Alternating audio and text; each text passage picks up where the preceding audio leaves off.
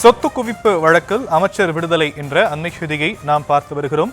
சொத்து குவிப்பு வழக்கிலிருந்து கூட்டுறவுத்துறை அமைச்சர் பெரிய கருப்பன் விடுதலை செய்யப்பட்டிருக்கிறார். அது குறித்த அண்மை செய்தி வெளியாகியிருக்கிறது. கூடுதல் விவரங்களை நம்முடைய செய்தியாளர் ஃபாரூக் வழங்க நாம் கேட்கலாம். ஃபாரூக், மேலும் விவரங்கள்.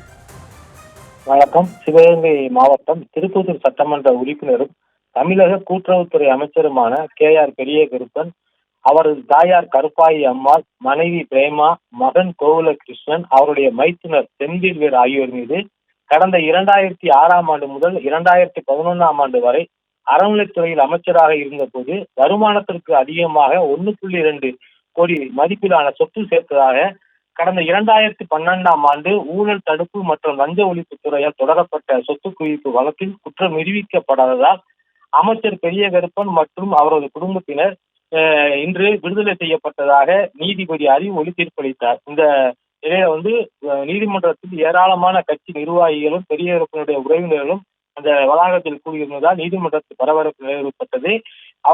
அமைச்சர் பெரிய கருப்பன் விடுதலை செய்யப்பட்டது திமுகவினர் மத்தியிலே பெரும் மகிழ்ச்சியை ஏற்படுத்தியுள்ளது.